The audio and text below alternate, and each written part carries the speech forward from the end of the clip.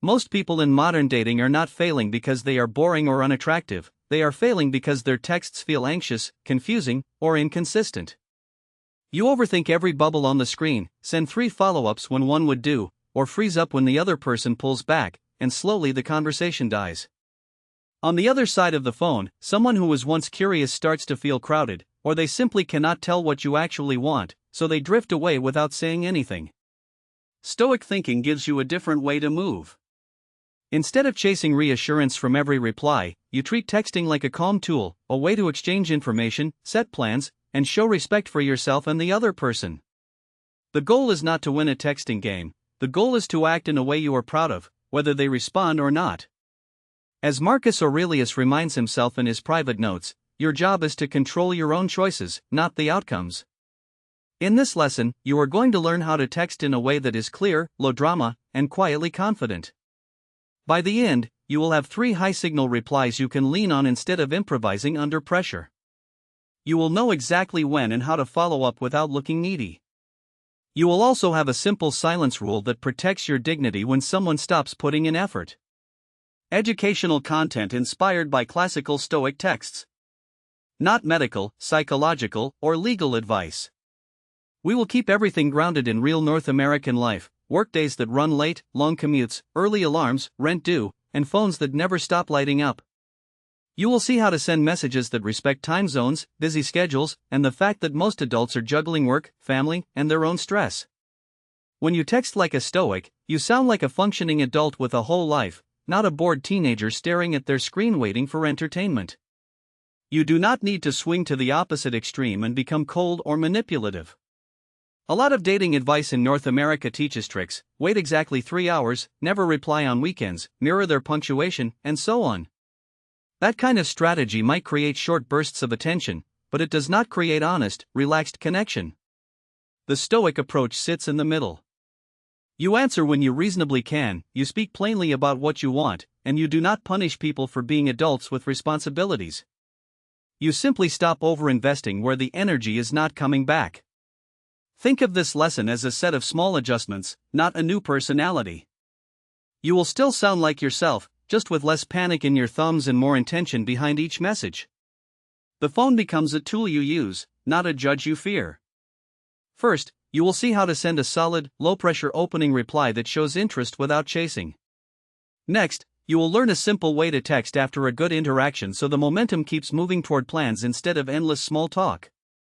Then, you will see how to respond when the other person sends mixed signals or confusing messages.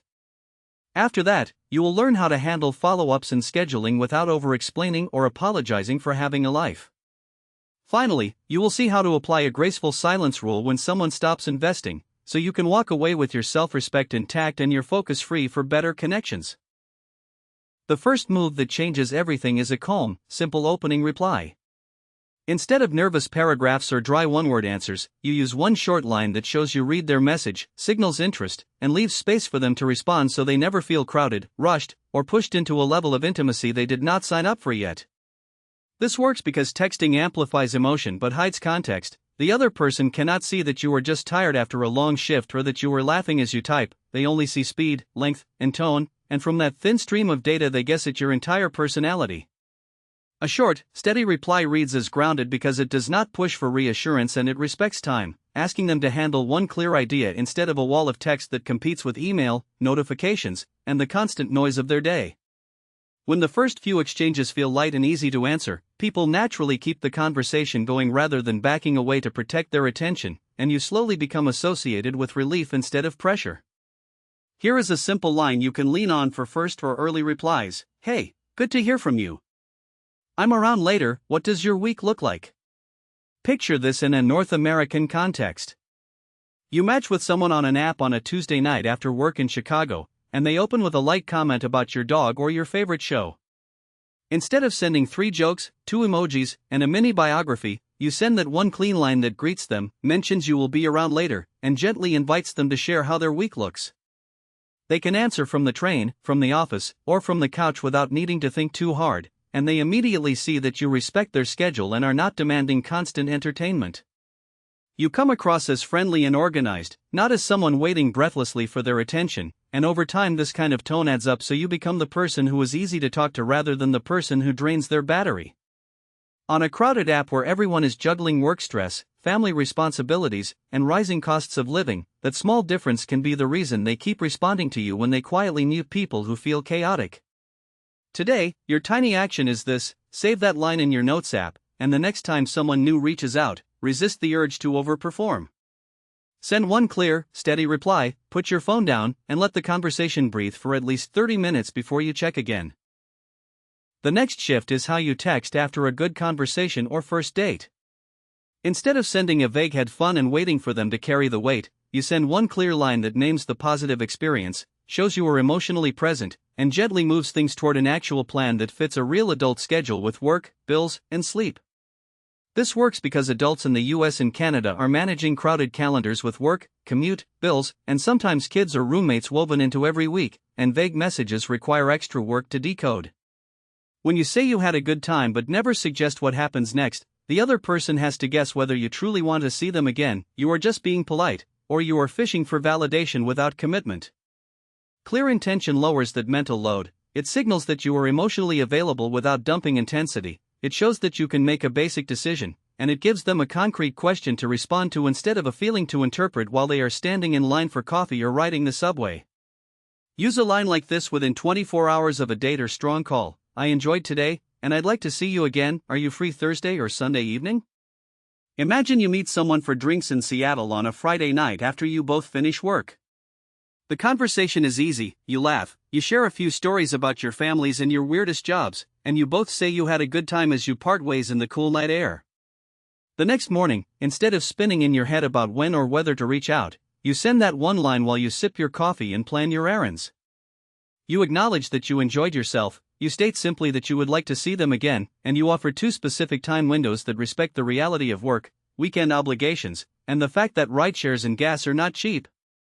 On their side, they can quickly compare those options with their schedule and either pick one, suggest an alternative, or honestly say they are not available, and all three outcomes are clearer than endless small talk that drifts on for weeks. Today, your tiny action is to decide on two realistic time windows in your week when you could actually meet someone without stressing your finances, your energy, or your sleep. Write them down somewhere you will see them, and the next time a meetup goes well, use that line with your real windows instead of leaving everything floating in uncertainty. Another key move is how you respond when the other person starts sending mixed signals.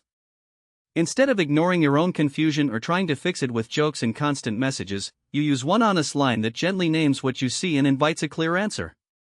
This works because adults are terrible mind readers and constant guessing drains respect on both sides.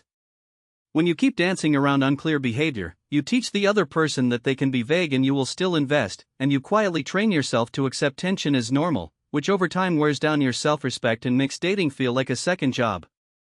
A direct question breaks that loop and keeps you focused, the way the short Stoic handbook, often called the Enchiridion, encourages people to place their peace in what they can control rather than in how others behave or how quickly someone responds on a screen.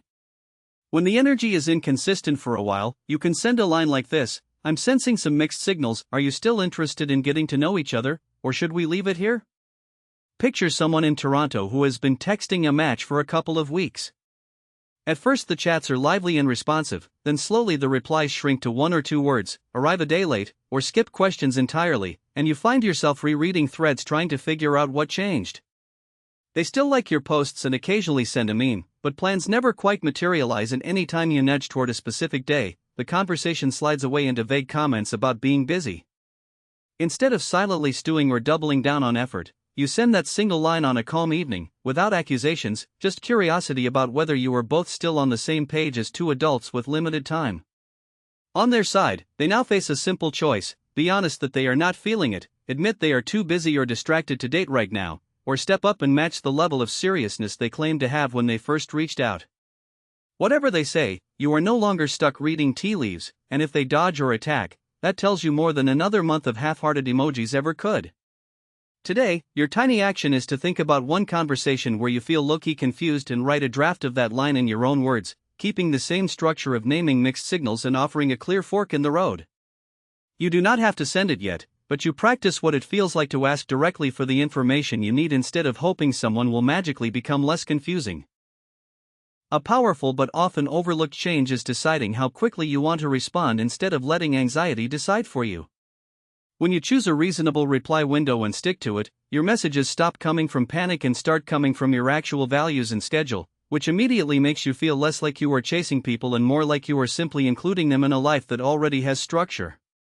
This works because, in modern life, your phone is always within reach, and every notification tempts you to treat someone else's timing as an emergency, especially when you like them. If you answer instantly every time, you teach your nervous system that every buzz is life or death, and you quietly signal that you are always available no matter what you are doing, even if you are exhausted, driving, or supposed to be focusing on work. On the other hand, if you ignore messages for days without context, you create confusion and distrust that can feel like disrespect.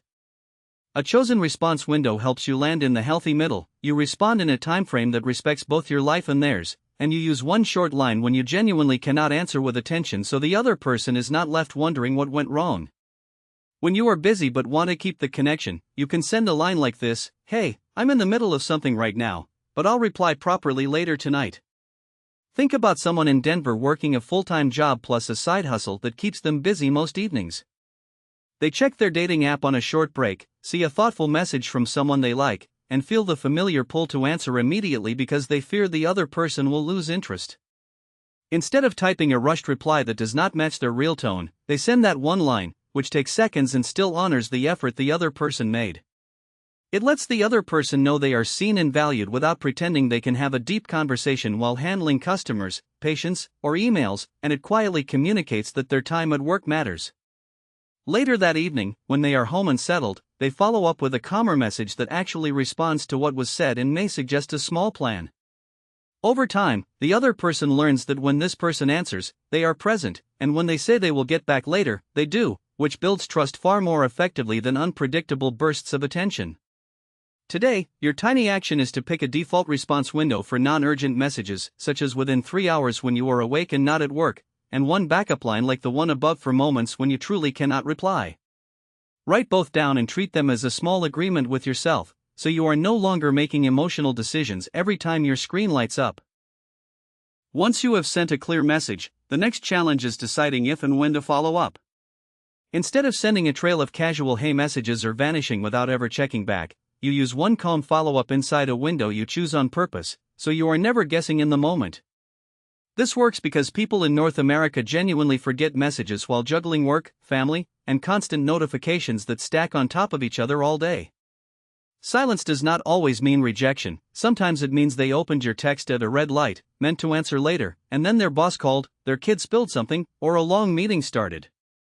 At the same time, chasing with multiple follow-ups can turn a simple oversight into a feeling of pressure or obligation that makes them pull away. A single, friendly reminder sent after a reasonable pause gives them a chance to correct the mistake without being shamed, while also giving you a clear moment after which you can let the situation go and free your attention.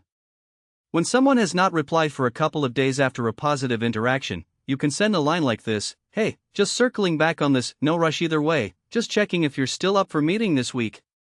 Imagine someone in Atlanta who had a great Sunday afternoon coffee date. They send the clear second date text, get no answer for 48 hours, and feel the familiar anxiety building. Maybe the other person hated the date, maybe they are playing games, maybe they are talking to 5 other people, or maybe the message simply got buried under group chats. Instead of spiraling or sending a sarcastic comment, they wait until the third evening and send that one follow-up right before they start cooking dinner. On the other side, the person sees it while getting off a late shift, realizes they genuinely forgot to respond to the earlier message, and feels grateful that the reminder is warm and pressure-free rather than demanding. They can now say yes, decline, or admit that life is too busy right now, and all 3 responses give a clear direction instead of leaving someone hovering around their inbox for a week feeling smaller each day. Today, your tiny action is to decide on a default follow-up window, such as one friendly reminder after 48 to 72 hours if the last interaction was positive, and write that rule somewhere you can see it, maybe in your notes app or on a sticky note near your desk. The next time you are tempted to send multiple nudges, pause, check your rule, and commit to either that one clean follow-up or quiet acceptance that the conversation has run its course. Another Stoic-style shift is treating text as a tool for logistics, not a place to process every feeling. Instead of turning your phone into a diary or a debate stage, you use it mainly to exchange information and set up real-world contact where connection can actually grow in the space of shared time and eye contact, even if it is just a short walk or quick drink. This works because meaningful connection usually comes from shared experience, not from endlessly analyzing each other's messages or trying to read mood from punctuation. When you stay stuck in text, small misunderstandings balloon and tone gets misread, especially late at night when people are tired, distracted, or half watching a show. You also risk building a fantasy version of the other person based on how they type rather than on how they behave in real situations, and as Seneca often reminds his friend Lucilius in his letters, real character is revealed in actions, not in polished words. When a conversation has been running for a while but is going in circles, you can send a line like this: "I'm enjoying our chats, but I'm not big on long texting. Want to grab a coffee at, place, around, day/time, instead?"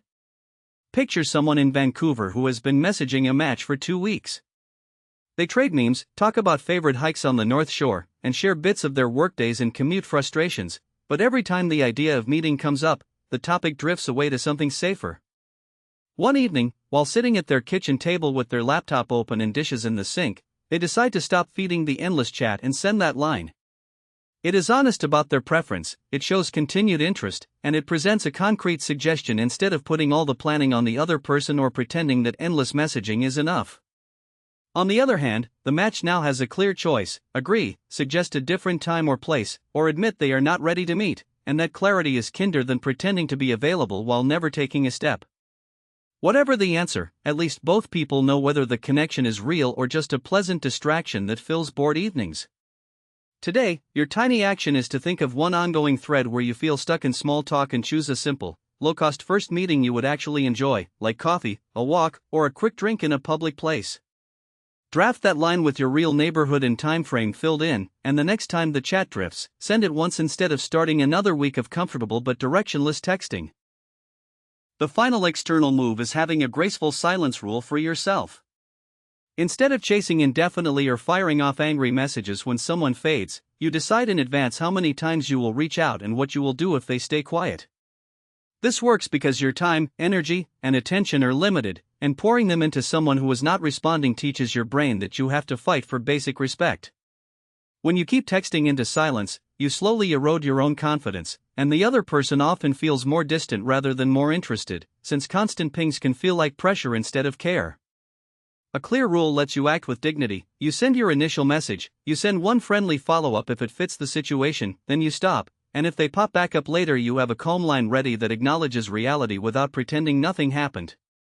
When someone disappears after your follow-up and reappears weeks later with a casual "hey," you can answer once with something like, "No worries, I figured life got busy. I'm focusing on other things now, but I wish you well."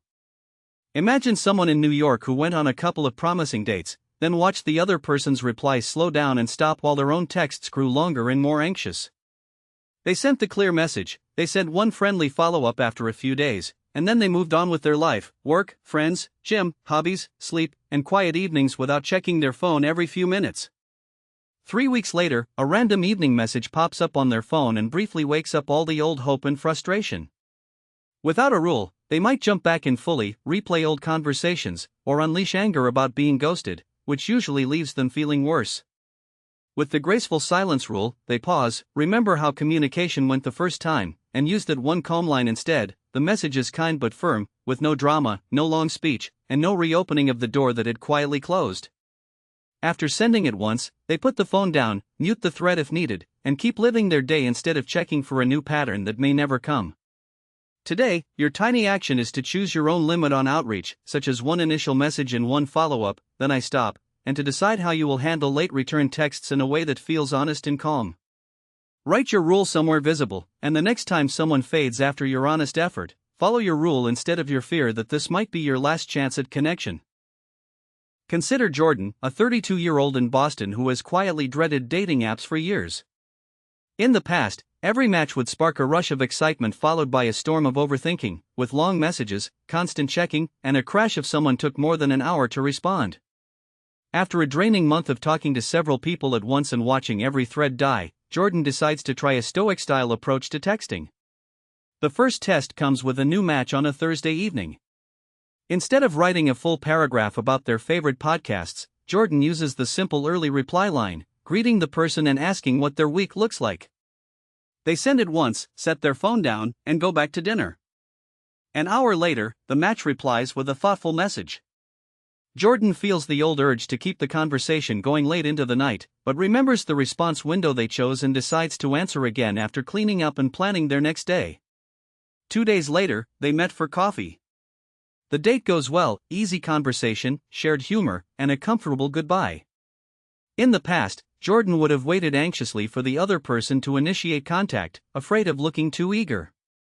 This time, they used the clear "I enjoyed today, I'd like to see you again" line with 2 realistic time options for the following week. They send it within 24 hours, then go for a walk instead of staring at their screen. That evening, the match picks one of the suggested days and thanks Jordan for being straightforward. A few weeks later, another situation plays out differently. Jordan has been messaging someone else whose energy feels inconsistent, excited for a day or two, then distant and vague. Old Jordan would have tried harder, sending more jokes and check-ins. New Jordan notices the pattern, sends the mixed signal line asking whether the person is still interested, and receives a lukewarm "I'm really busy, maybe later" response. Instead of clinging to the maybe, Jordan quietly applies the graceful silence rule: no second follow-up, no angry texts, and no keeping the thread alive single-handedly. They archive the conversation and put their effort into the match who responds clearly and shows up when they say they will. The visible outcome is not a movie-style ending, it is something quieter but much more powerful. Within a month, Jordan spends far less time staring at their phone and far more time on sleep and exercise. They are still dating, but the process no longer feels like a constant exam. Texting has become a series of small decisions that express self-respect, and every yes or no from other people sits on top of a steadier foundation instead of shaking it. You have seen that texting like a Stoic is not about sounding robotic, it is about acting from your values instead of your fears. You learned how a calm, simple opening reply can replace nervous paragraphs, how a clear "I'd like to see you again" message turns good moments into real plans, and how one honest line about mixed signals can protect your time when someone's energy starts to wobble.